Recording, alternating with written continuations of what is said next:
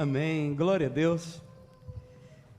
Mais uma vez, obrigado, pastor Túlio, por sua generosidade, sempre tão generoso. Vocês, olha, eu vou te contar uma coisa, vocês estão providos de um pastor muito raro. A família pastoral é rara. A esposa do pastor, o pastor, sua filha.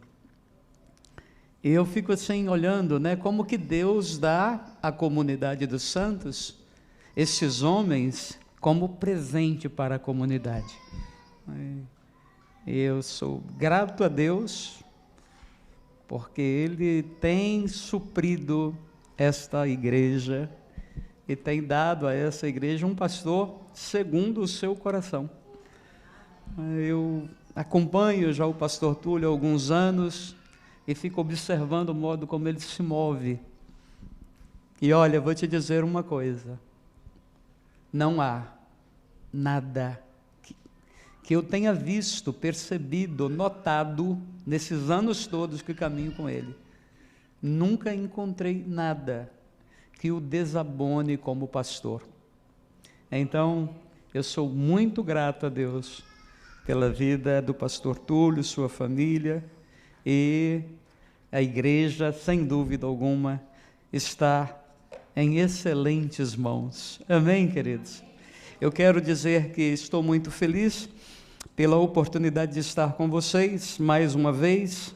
Eu tenho já 3 anos que não venho, porque durante a pandemia eu resolvi não receber a vacina, e sem a vacina não podia viajar, não é? Agora suspenderam essa exigência, então voltei a estar com vocês e é muito bom rever aqueles que já conhecia e encontrar novos rostinhos, novas carinhas e já assim levar no meu coração, não é?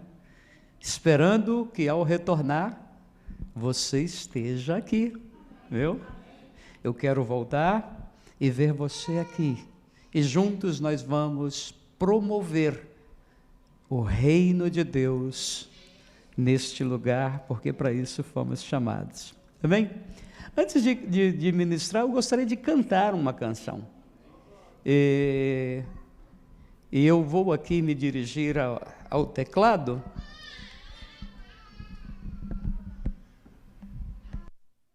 Tudo bem aqui, Dri?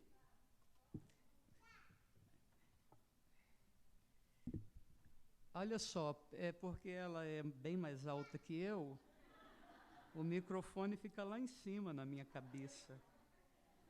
Ô, gente, ser baixinho, às vezes a gente fica humilhado, viu? Ô, Drica. Aqui, né, Dri? Aí, obrigada, Dri.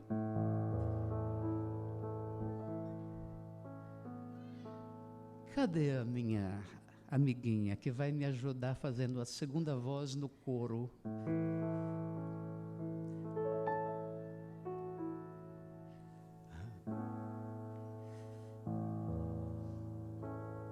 Aqui. Amém. Amém? A tua palavra escondi, guardada em meu coração, para eu não pecar contra ti, Senhor. A tua palavra escondi, minhas vestes no sangue lavei, e das tuas águas bebi, pra eu não pecar contra ti, Senhor. A tua palavra escondi, meus dons e talentos são pra te servir, Meus dons preciosos são teus. Não vejo razão na minha vida sem ti. Tu és meu Senhor e meu Rei. Assim como o fogo refina o ouro, vem tua obra em mim completar, até que o mundo possa ver tua glória em meu rosto brilhar.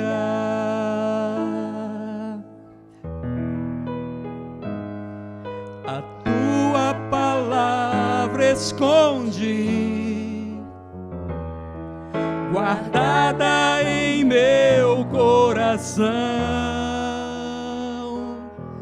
para eu não pecar contra ti, Senhor. A tua palavra escondi, minhas vestes no sangue lavei, e das tuas águas bebi, para ser uma oferta agradável a ti. Consagrei. Meus dons e talentos são para te servir. Meus dons preciosos são teus. Não vejo razão na minha vida sem ti. Tu és meu Senhor e meu Deus. Assim como o fogo refina o ouro, vem tua obra em mim completar, até que o mundo possa ver tua glória em meu rosto brilhar. Assim como o fogo refina o ouro, diga, vem tua obra em mim completar,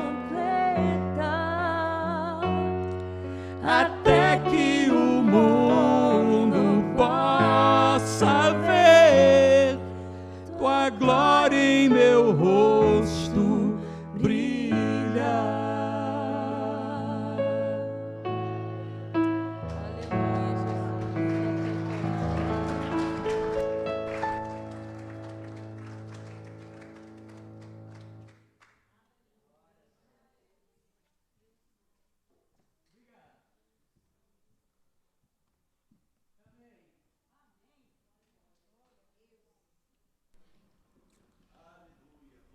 Obrigado. Muito grato.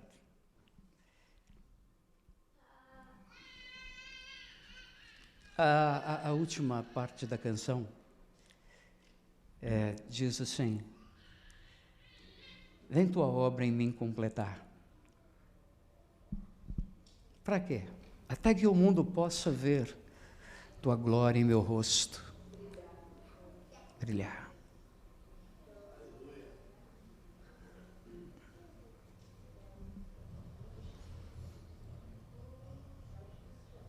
Coisa gloriosa é encontrar com pessoas que brilham, pessoas iluminadas. Na verdade, todos nós fomos criados para brilhar. Fomos criados iluminados para iluminar. Mas a vida bate tanto na gente que a luzinha vai se apagando. E tem muita gente apagada nos nossos tempos, sem luz, sem brilho. Eu gosto de uma canção americana antiga, tradicional no nosso meio evangélico. que diz: This little light of mine, I'm gonna let it shine. Eles cantam isso já há muitos anos. This little light of mine, I'm gonna let it shine. This little light of mine, I'm gonna let it shine. This little light of mine, let it shine, let it shine, let it shine. Oh, muito bom. Próxima vez eu chamo você para cantar comigo. Gostei muito da última música que você cantou, pastor. Fica bem na sua voz bonita. Você vai abrir sua Bíblia comigo no livro de Mateus. Matthew 19. Mateus capítulo 19. E nós vamos falar sobre luz, sobre brilho, mas também sobre trevas. Hoje foi tão lindo, né? A Laís, particularmente, acendeu minha vida. Tem como olhar para a Laís e não ficar inspirado? Tem não, né? Tem não. As crianças, elas iluminam o mundo, elas dão graça ao mundo naturalmente, espontaneamente. Nós nascemos assim. Se você quer saber qual é o projeto original de Deus, é só olhar na criança, não é? A criança, é aquele ali, o projeto original, é para ser assim. Elas chegam e elas nos desarmam, elas nos desarmam. Os adultos todos ficam bobos com a criança, não é? Daqui a pouco chega o bebê da Janaína aí, e eu já estou até vendo como que o Marcinho não vai ficar. O Will já está babando antes do neném nascer. O vovô, depois fica vovô babão, não tem jeito, porque eles nos desarmam porque eles têm luz própria, e é interessante que eles não precisam representar, eles não precisam forçar a barra. O reino de Deus, nós vamos falar sobre o reino de Deus no capítulo 19, versículo 13, está escrito que traziam-lhe também as crianças para que as tocasse. Mas os discípulos, vendo isso, os repreendiam. Jesus, porém, chamando-as para si, disse: Deixai vir a mim as crianças, não as impeçais, porque é delas o reino de Deus. E em verdade vos digo, que se qualquer dentre vós não receber o reino de Deus como uma criança, de modo algum entrará nele.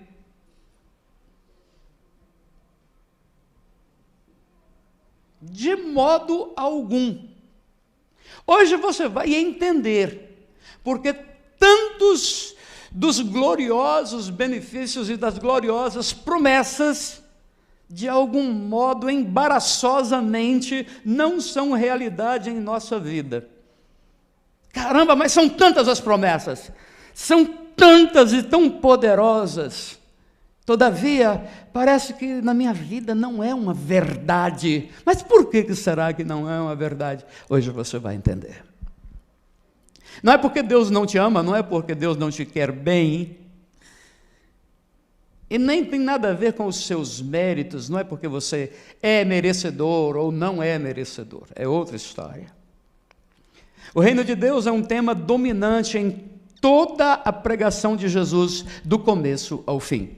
Ele começou o seu ministério anunciando a chegada do reino.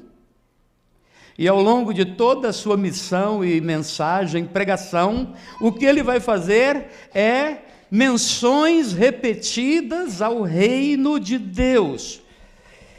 Nós tendemos a imaginar que o reino de Deus é algo distante, é uma promessa escatológica que vai acontecer algum dia, quando chegarmos na eternidade, quando tivermos partido daqui.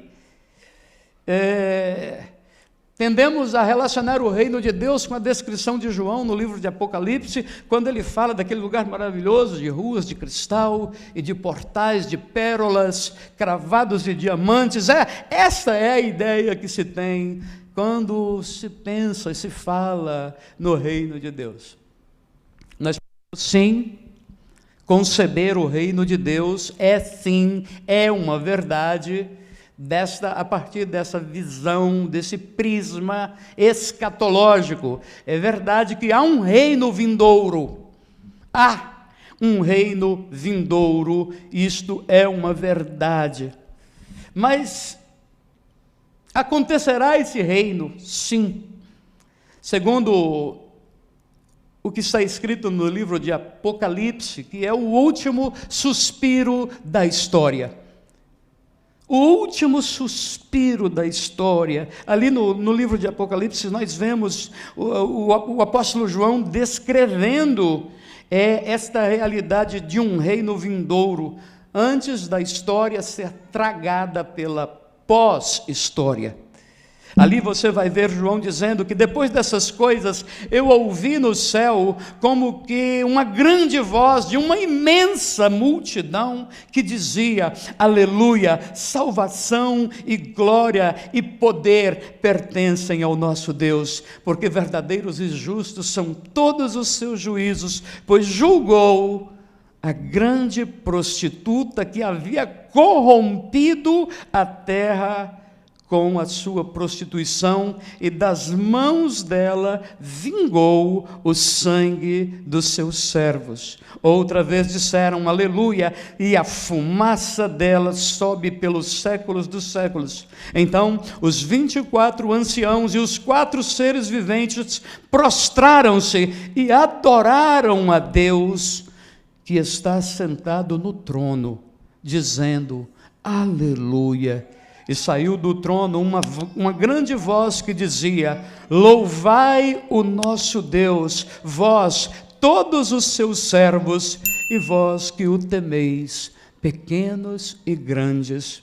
Essa é uma descrição, a visão de João ao final da história. No final da história, o sistema será completamente obliterado. Quando você lê aqui que ele julgou a grande prostituta que havia corrompido a terra, o texto está nos falando desse sistema maligno, corrompido, que corrompe a tudo e a todos, e o texto diz que vai haver um julgamento. Deus vai julgar o sistema. Deus vai julgar o sistema político, o sistema econômico e o sistema religioso. E a Escritura nos diz de forma muito clara que Ele vai vingar o sangue dos seus santos. Todos aqueles que foram oprimidos por causa desta maldade toda. Mas após o desenlace glorioso que temos aqui no livro de Apocalipse, capítulo 19, tem início a manifestação do reino vindouro. Nos capítulos 21 e 22 de Apocalipse, o apóstolo João nos dá um vislumbre da glória. Ele nos dá um vislumbre daquele lugar, onde ele diz que não haverá mais choro, nem lágrima, nem dor, não haverá mais morte. Onde ele diz que todas estas coisas terão passado, e ali ele começa a descrever esta realidade do reino vindouro, este reino pelo qual esperamos e ainda não o vivemos em sua plenitude. Mas os evangelhos nos mostram um outro aspecto do reino de Deus, uma outra realidade, que não é apenas essa realidade escatológica, mas é a realidade de um reino presente, aqui e agora, e que não não apenas pode, mas deve ser vivenciado por todos aqueles que tiveram as suas vestes lavadas no sangue do Cordeiro. Todos aqueles que se converteram a Jesus Cristo e se submeteram ao seu senhorio. A realidade deste reino não apenas pode, ela deve ser vivida por você aqui. Amém? Após, portanto, toda esta consideração acerca do reino vindouro, Jesus vem e diz que o reino é chegado.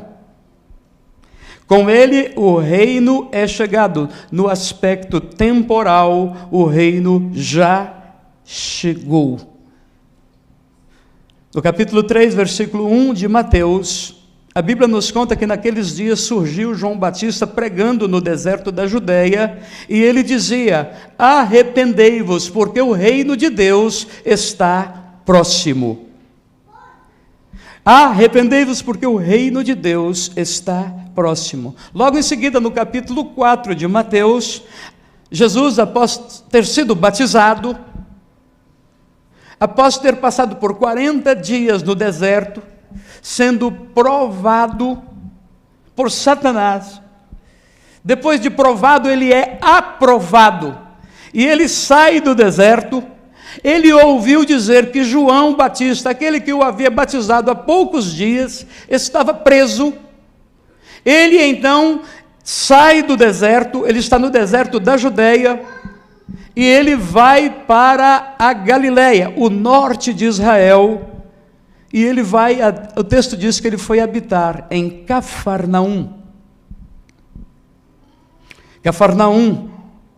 E ali Mateus nos conta que estava se cumprindo a profecia que havia sido liberada por Isaías, que diz: terra de Zebulon, terra de Naftali, caminho do mar, além do Jordão, Galileia dos gentios, o povo que jazia em trevas viu uma grande luz, e os que estavam assentados nas regiões da sombra da morte, resplandeceu-lhes a luz. Jesus, após ter passado pelo batismo, ter passado pelo deserto, ele vai começar o seu ministério. Onde começa o ministério de Jesus? O ministério de Jesus começa no lugar onde ele mora. Onde começa o seu ministério? O seu ministério começa no lugar onde você mora. Onde você mora? Tem um endereço físico? Você mora sozinho? Ou tem mais alguém ali morando com você? Seus filhos, seu marido, sua esposa. Seu ministério como homem, seu ministério como mulher, começa onde você está. O texto diz que Jesus, ele foi morar, foi habitar em Cafarnaum. E o que acontece é que ali, o texto vai nos revelar que o povo que jazia em trevas viu uma grande luz. E aqueles que estavam assentados nas regiões da sombra da morte, resplandeceu-lhes a luz. O seu ministério, o meu ministério, ele tem por finalidade fazer exatamente isto. Onde quer que nós cheguemos, deve haver uma diferença, e essa diferença não é causada pelo discurso. Essa diferença é produzida pela própria presença. A minha presença, a minha conduta, o modo como eu lido com a vida, o modo como eu vou interagir com as pessoas, deve ter uma marca. Eu devo fazer com que a luz seja acesa naquele lugar. O texto diz que assim que ele muda para Cafarnaum, o povo que jazia em trevas viu grande luz. as pessoas vão sentir um impacto muito grande, poderoso, quando o reino de Deus se manifesta. O reino de Deus, disse Jesus, olha, não fiquem preocupados olhando para fora, porque vão dizer, o reino de Deus está ali, está acolá. Não, o reino de Deus, ele diz, estará dentro de vocês. O reino de Deus estará dentro de vocês, e onde quer que vocês chegarem, a luz vai resplandecer, as trevas vão recuar, e as pessoas serão grandemente abençoadas. O texto diz que ele começa o seu ministério anunciando o reino. O texto diz no capítulo 4 de Mateus que daquele momento em diante, Jesus passou a pregar e a dizer, arrependei-vos, porque é chegado o reino de Deus. João pregou antes dele e dizia, arrependei-vos, porque o reino de Deus está próximo. Ele vem e começa a pregar, arrependei-vos, porque o reino de Deus é chegado. O reino de Deus é chegado, é manifesto. O que acontece quando o reino de Deus chega em um lugar? O reino de Deus, para chegar em qualquer lugar, ele tem que ser levado por aqueles que são os condutores da arca. Eu e você, cristãos, nós somos aqueles que levam uma arca. A arca simboliza a presença de Deus no Antigo Testamento. Hoje, no Novo Testamento, nós não temos mais a arca, porque nós somos a própria arca. Nós somos o próprio lugar onde Deus se manifesta. Nós somos os condutores da arca. Nós somos aqueles que levamos a presença de Deus onde quer que cheguemos. Assim, portanto, o texto diz que o povo que estava em trevas viu grande luz, porque chegou com Jesus o reino de Deus. Você está no seu lugar. Se o seu lugar está desconfortável, sua casa, seu casamento, sua família, o trabalho, o país, porque tem gente que está na América, mas não ama a América. Tem gente que está na América, mas só ama o dinheiro que a América proporciona. Se você está nesse país e não ama esse país, você volta para casa, tá? Você volta para casa. Porque você está nesse país e você tem a obrigação como cristão de acender a luz por onde você for e manifestar o reino de Deus.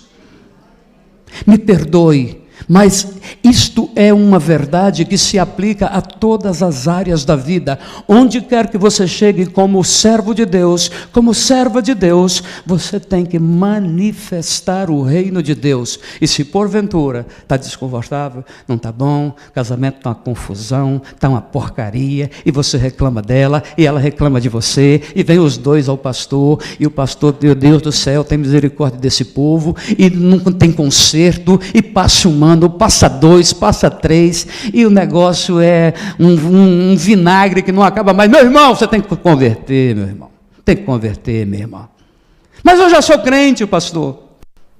Olha, a igreja está cheia de gente que está na igreja, mas não está no reino. Não está no reino. Não manifesta o reino. O reino tem uma cultura própria. O reino tem uma linguagem própria. As pessoas, os cidadãos do reino, eles se movem pela vida de um modo completamente diferente. Cidadãos do reino têm uma nobreza peculiar que lhes faz diferentes de todos os outros.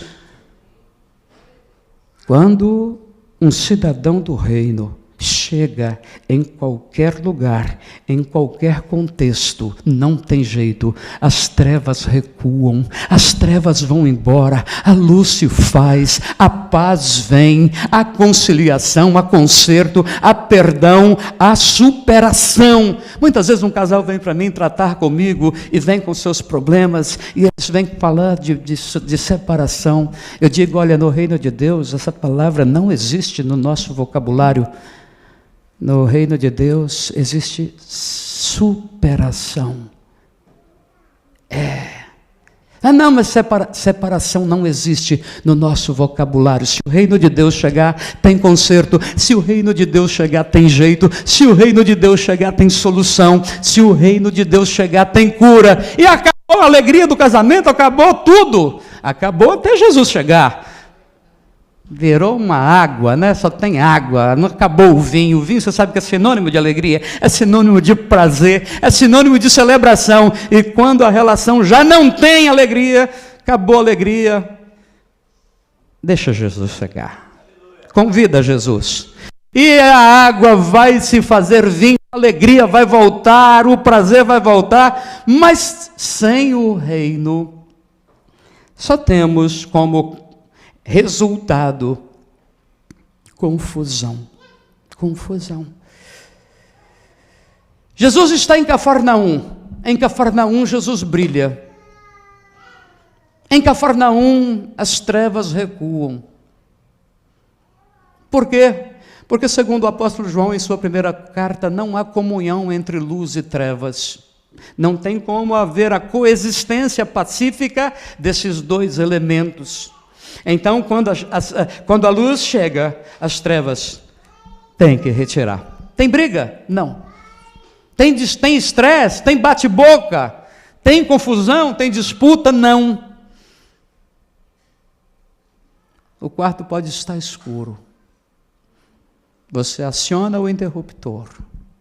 A luz acende e ela não faz alarde. Não tem barulho.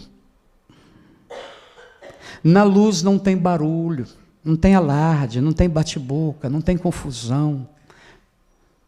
Quando a luz chega, as trevas saem. Assim, sem confusão.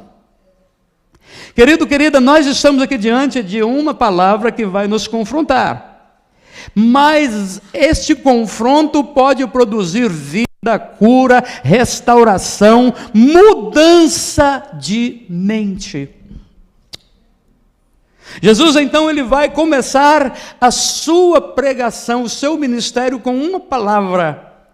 É a mesma palavra com a qual começa o ministério de João. João tem uma mensagem: arrependei-vos, porque está próximo o reino de Deus. Jesus vai começar com o mesmo verbo, na mesma forma verbal, na mesma voz. Arrependei-vos. Você entende português, conhece a sua língua, sabe que esse verbo está na voz. Como que é? Voz imperativa. Jesus não está sugerindo. Não se trata de uma sugestão. Se trata de uma ordem, e obedece quem tem juízo. Arrepender-se trata-se de uma decisão que você toma. Você decide. E tanto João quanto Jesus começam a sua pregação com esta palavra. Muita gente se sente desconfortável quando um pastor começa a falar sobre arrependimento. Muita gente fica desconfortável em sua cadeira, mas é por causa da falta de compreensão o que está por trás dessa palavra. A etimologia do verbo arrepender aqui no grego. O que significa arrepender? Quando a gente fala em arrependimento, as pessoas pensam logo nos seus pecados, e geralmente nós só nos lembramos dos pecados evidentes, das nossas fraquezas, das nossas taras, mas nós raramente ampliamos o conceito de pecado para uma série de outras coisas que a gente faz dia após dia, sem perceber que são tão nocivos quanto as outras classes de pecado. Então, quando falamos de arrepender, as pessoas pensam logo no vício, no adultério, nesses pecados mais cabeludos. É verdade, temos que nos arrepender, mas há um mundo de coisas que você precisa considerar. Eu preciso me arrepender. Voltando à etimologia dessa palavra, o que significa arrepender? Arrepender na Bíblia significa mudar de mente. Mudança de mente. Não é possível você experimentar o reino de Deus, não é possível você entrar no reino de Deus com a mentalidade antiga, com a mentalidade velha, com a mentalidade que você herdou do mundo, com a mentalidade que foi forjada pela cultura vigente. Não é possível. E todos nós fomos aleijados pela cultura vigente. Todos nós somos produtos de uma cultura doente, de uma sociedade doente, de família doentes, e temos um mundo de conceitos doentes e não imaginamos. Conceitos errados, equivocados, que nos prendem, que nos impedem de avançar, que apagam o nosso brilho. Por isto, é necessário arrepender-se. Arrepender-se significa, basicamente, segundo as palavras de Jesus a Nicodemos, nascer de novo. Aquela mentalidade velha que você herdou do sistema, aquela mentalidade velha que você herdou da cultura e até da religião, você precisa se arrepender, ou seja, mudar de mente. Porque se você não mudar de mente, você não pode ver o reino de Deus. Quando ele diz arrependei-vos, muda de mente, porque quando ele diz para Nicodemos, olha, se você não nascer de novo, se você não mudar de mente, você não pode ver o reino de Deus. E mais adiante ele diz, você não pode entrar. Se você não pode ver, como que você vai entrar? Não tem como. E Jesus vai dizer no texto que lemos, que é o texto base dessa mensagem, que se você e eu não recebermos o reino como uma criança, jamais entraremos nele. Como que a criança lida com estes conceitos? A criança é aberta. O que você falar para a criança, ela acredita. Ela acredita. Se você colocar a criança aqui em cima e falar pula, ela acredita. A criança, ela tem esta mente, não é? Tão pura, esta pureza tão fundamental, que ela nos desarma. Esta é a mente que Deus quer que você e eu tenhamos. Se não nos tornarmos como crianças, nós passaremos mais 20 anos dentro da igreja sem ter noção do que é o reino de Deus, como que é o reino, como que é viver no reino, o que há de vantagem no reino. Nós vamos passar 10, 20 anos dentro da igreja sem saber o que é isso, se não nos tornarmos como uma criança. E quando Jesus diz acerca da criança, ele está dizendo acerca da dimensão da pomba que há na criança. Você fala, mas como assim, pastor? Dimensão da pomba, que negócio esquisito é esse? Não é esquisito não, eu te explico. Acerca da nossa vida no mundo, da nossa vida no sistema, nós estamos no sistema, mas não fazemos parte dele. Espero que você esteja atento com respeito a isso. Jesus disse assim, sejam simples como a pomba, mas prudente como a serpente. A maioria dos crentes, entre a esfera da pomba e a esfera da serpente, o crente que não tem visão, compreensão, ele diz, não quero nada com a serpente, meu negócio é com a pomba. Querido, você tem que ser prudente como a serpente. Mas deve ser simples como a pomba. São duas naturezas digladiando, e nós estamos nesse mundo, e nós temos o desafio de refletir o reino de Deus, de manifestar o reino de Deus por todos os lugares onde vamos. Mas muitas vezes a nossa natureza está tão desconectada do reino que a gente permanece nos comportando como homens e mulheres que estão no escuro. Não sabemos pensar, não sabemos o que fazer com o turbilhão das nossas emoções, entregamos as rédeas da nossa vida ao nosso coração e nos damos muito mal, Não fomos criados para sermos conduzidos pelo nosso coração. Todos nós conhecemos Jeremias, que nos diz que o nosso coração é extremamente corrupto. Eu preciso me arrepender. Eu preciso mudar de mente. Porque há todo um mundo de promessas maravilhosas para mim. E eu preciso começar a levar isso a sério. Eu creio em Jesus, eu vou à igreja, eu sou de Deus, mas todavia eu permaneço lidando com muitas dificuldades, tendo muitas dificuldades dos meus relacionamentos, sejam relacionamentos interpessoais, seja o próprio relacionamento intrapessoal. Eu continuo tendo muitos problemas, eu continuo tendo muitos conflitos, muitas crises, muitas neuras, muitas taras, muitos traumas, e eu preciso me converter, eu preciso mudar de mente, e isto é algo que eu preciso considerar hoje, talvez como eu nunca antes considerei. Mateus nos conta que Jesus, ele percorria toda a Galileia. Eu me vejo lá porque eu morei em Israel 1 ano e meio, eu morei na Galileia. E ele percorria toda a Galileia, ensinando nas sinagogas, pregando o evangelho do reino e curando toda sorte de enfermidades.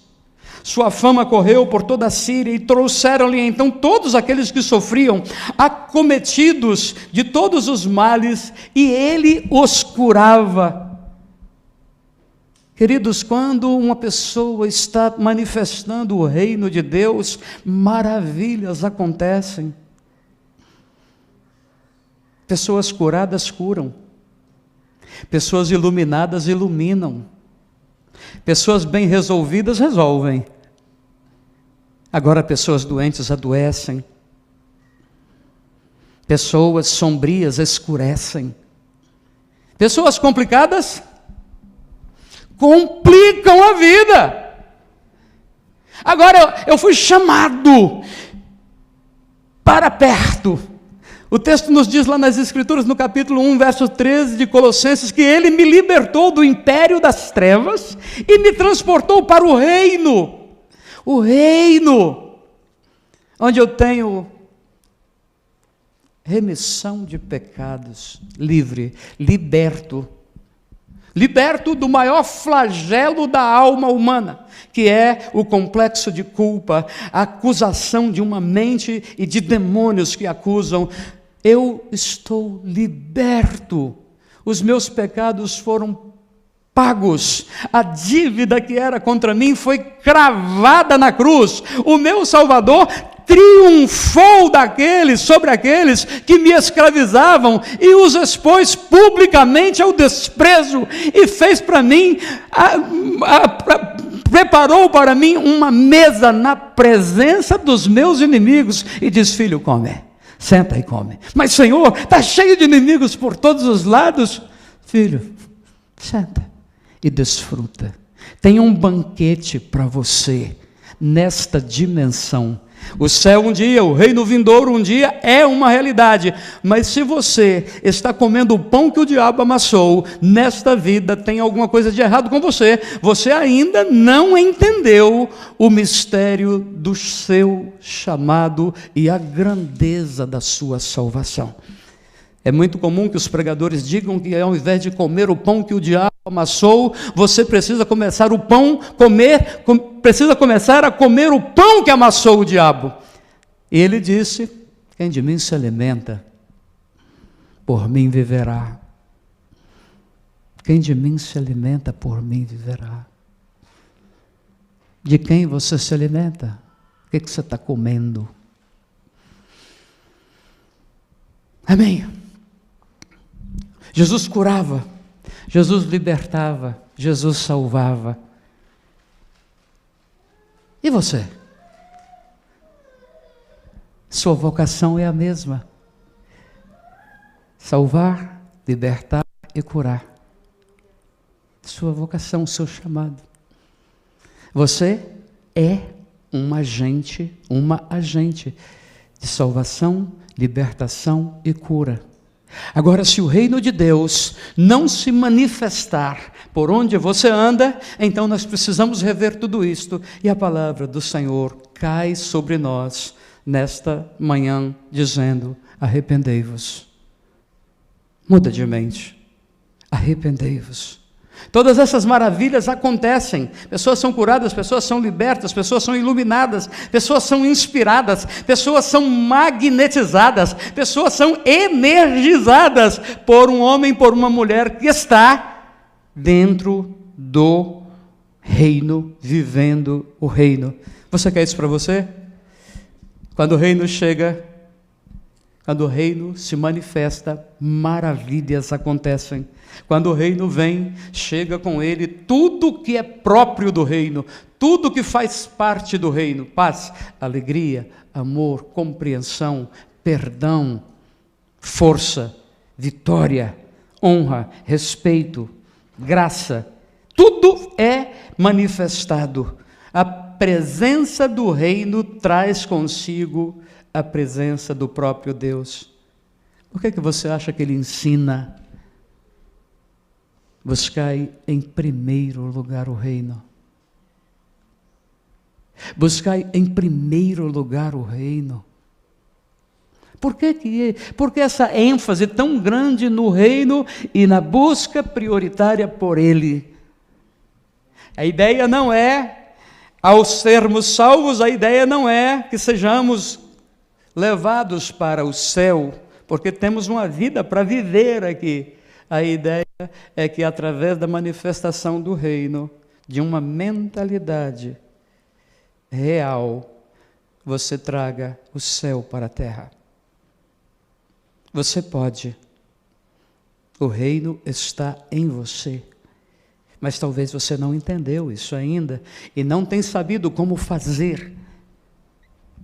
Não tem sabido como fazer. Essa ênfase por buscar o reino de Deus em primeiro lugar. Quando o nome de Deus é glorificado, quando o nome de Deus é exaltado, e isso não é através das práticas, dos preceitos da religião. Faça isso, não faça aquilo, pode isso, não pode aquilo. Não é isso. O reino de Deus se manifesta através de um conjunto de características que são próprias da cultura do reino. O reino de Deus tem uma cultura própria. A América tem a sua cultura, o Brasil tem a sua cultura, não é? Você está aqui já talvez há 10, 20 anos, você não deixou de comer feijão, não tem jeito. Como viver sem feijão? Como parar de comer feijão? Como? Não tem jeito. O americano, ele vai parar na hora do almoço, ele vai comer um hambúrguer, você não, você quer feijão, porque a sua cultura, não tem como tirar isso de você. Assim, os Estados Unidos têm uma cultura própria, o Brasil tem uma cultura própria, Venezuela tem sua cultura, e assim, o reino de Deus tem outra cultura. Agora, é muito difícil a gente se desvencilhar daquilo que a nossa cultura fez conosco. É certo que você não tem noção de como a nossa cultura nos aleijou. Nós carregamos muitos elementos que travam a nossa vida, isso faz parte da nossa cultura. Nós temos uma cultura familiar, onde nascemos, que já nos lesa em um grau muito grande. Lesados dentro de casa, pela cultura da família, pelo modo como a família se comporta e se conduz, nós já começamos a ser lesados. Depois vamos para a rua, para a escola, e aí o mundo e a cultura vigente começa a nos lesar. E quando Jesus vem e diz, olha, vocês precisam se arrepender, ele não está falando de você tem que deixar o pecado. É verdade que você tem que deixar o pecado, mas ele está falando que você precisa mudar de mente, se você quiser entrar no reino de Deus. Para entrar no reino de Deus, você tem que nascer de novo. É muito, portanto, comum que a pessoa esteja na igreja, mas não esteja no reino, porque a mente dela não muda e ela não quer mudar. E eu volto, portanto, ao primeiro texto que lemos, quando Jesus diz: se qualquer de vocês não receber o reino como uma criança, não entra nele de modo algum, de maneira nenhuma. Quando a Bíblia fala sobre o reino, ela está fazendo referência a uma série de coisas. Eu quero deixar uma ênfase especial sobre a cultura do reino.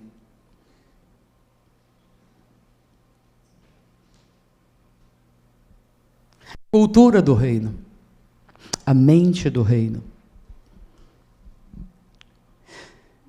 Eu preciso fazer uma avaliação e observar, monitorar uma coisa em primeiro lugar.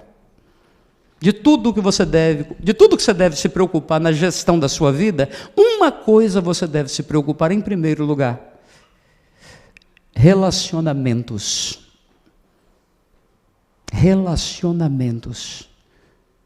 É através dos seus relacionamentos, o modo como você se relaciona no mundo, que você vai poder aferir o grau, o nível de compreensão e de prática que você tem do reino de Deus. Como e quanto o reino de Deus está influenciando a minha vida através dos seus relacionamentos. Se você olhar para a Bíblia e perguntar para mim: pastor, do que se trata a Bíblia? Qual é o tema da Bíblia? Do que se trata esse livro? A Bíblia se trata apenas de relacionamentos. A Bíblia tem um tema central.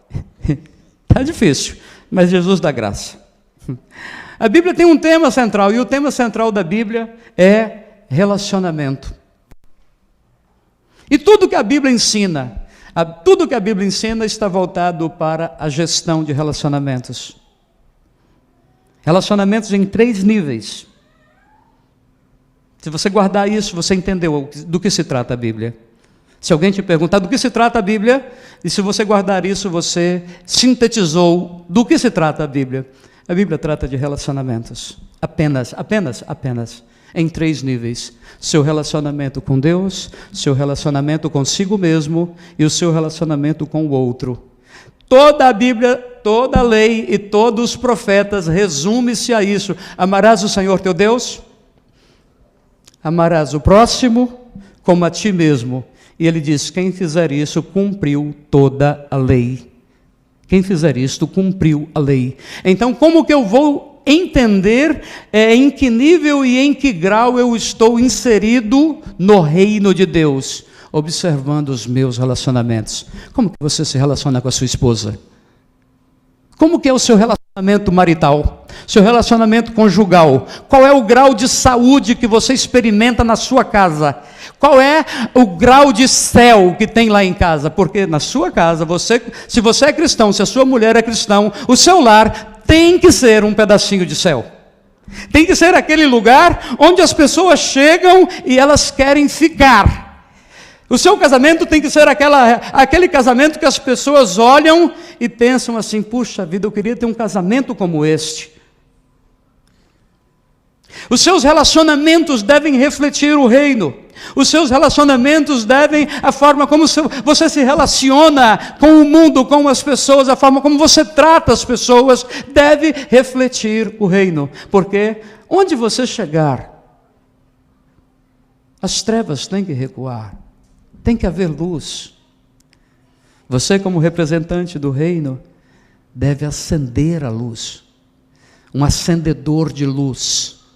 Como que funciona a mente do homem que está no reino? Como que funciona a mentalidade da mulher que está no reino? Nosso negócio é acender a luz, irmão. Nosso negócio é resolver problemas, não é criar, não.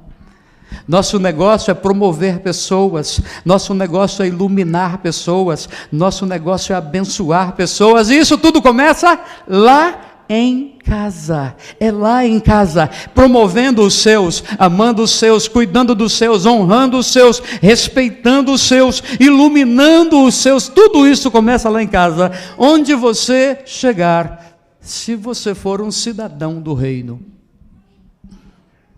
chegará com você a atmosfera do céu.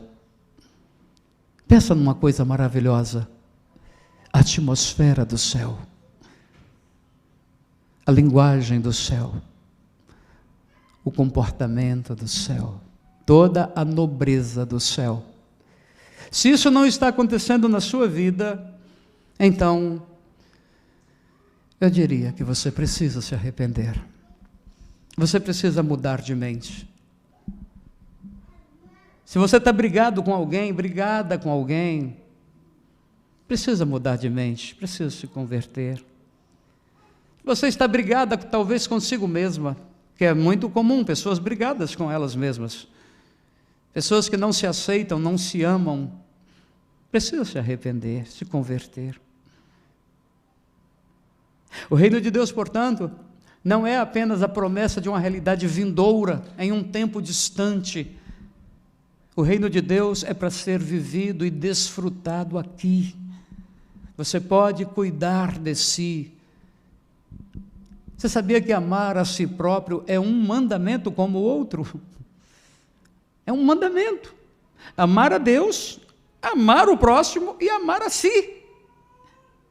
Você tem amado a sua pessoa? Você tem amado essa pessoinha aí? Tem que amar você mesmo. Isto é evidência de que o reino de Deus chegou. Você ama as pessoas, você ama a Deus, você ama a si mesmo, se conduz de modo nobre, tem um linguajar diferente, um comportamento diferente. Você é generoso, perdoador, bondoso, paciente, benigno, e começa a manifestação do fruto do Espírito para todo lado, e todo mundo vê. Você pode ter dons, mas ninguém come dom não, viu? As pessoas se alimentam do fruto do Espírito. Por essa razão o apóstolo Paulo disse: se não houver amor, pode manifestar todos os dons, será como o símbolo que retine, não tem valor algum. O mundo precisa de homens e mulheres que produzam fruto, porque as pessoas estão com fome e elas se alimentam do fruto do Espírito, não dos dons. Agora, só no reino estas coisas acontecem. Só no reino nós vamos florescer e frutificar. Não tem outro lugar, nem outro jeito. Amém. Eu quero terminar. Eu sei que você já deve estar cansado. Mas faça um exame agora. Honesto. Seja honesto com você mesmo, como você talvez faz tempo que não é. Olhe para a sua vida e escolha uma área que você precisa mudar de mente. Uma área que você precisa mudar. Que você precisa se arrepender. E quando eu digo arrepender, novamente, não estamos falando necessariamente dos pecados cabeludos. Mas se houver pecado cabeludo, e você precisar se arrepender, faça-o, porque é bênção. Mas o que está errado na minha vida? O que não está dando certo? Que área que não está andando? Que área que não está avançando? O que está agarrado? Sem dúvida alguma, você precisa considerar mudar de mente nestas áreas. E aí, é algo que só você pode fazer. Vamos fechar os nossos olhos e fazer esta reflexão. Onde é que eu estou precisando mudar de mente? Em que área? Eu preciso mudar de mente? Em que área?